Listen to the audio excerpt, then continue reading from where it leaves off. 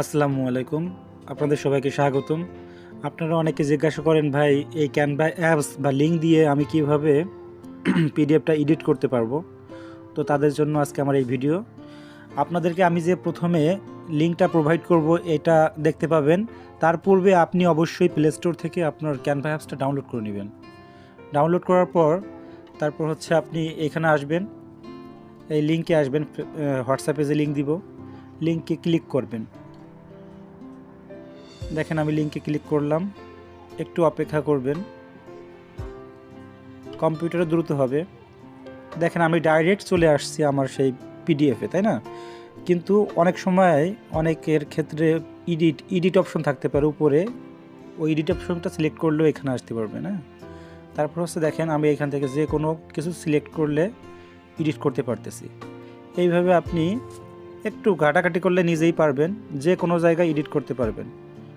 আর হচ্ছে এই যে পেজ নাম্বার, বাম দিকে স্ক্রল করবেন, পেজ নাম্বার পেয়ে যাবেন। এইখানে আমি সিগনেচার অ্যাড করতে পারি, হ্যাঁ অনেক কিছু করতে পারি। দেখবেন আপনারা সবাই একা একা একটু একটু ঘাটাঘাটি করলে নিজেই পারবেন। কোনো সমস্যা হলে আমাকে নক করবেন।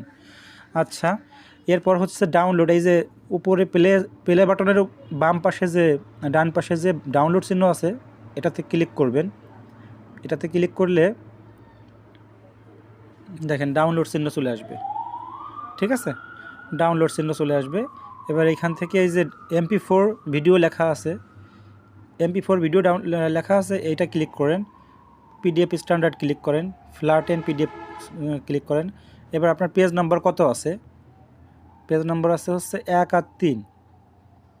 হ্যাঁ, এইটাই ডান দেন। বাম দিকে স্ক্রল করলে পেজ নাম্বার পেয়ে যাবেন। ওকে, 1 আর 3। এবার ডাউনলোড অপশন ক্লিক করলাম।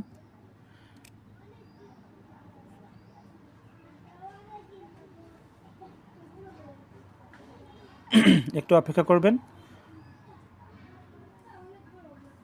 ওপেন কন্টিনিউ দিবেন। এই দেখেন পিডিএফটা চলে আসছে। ঠিক আছে, এবার এখান থেকে শেয়ার দিতে পারবেন। আপনি শেয়ার দিয়ে আপনার যে কোনো জায়গায় নিতে পারবেন। এইটা আপনার প্লে স্টোর অ্যাপসে নিয়ে নেবেন, তাহলে হয়ে যাবে।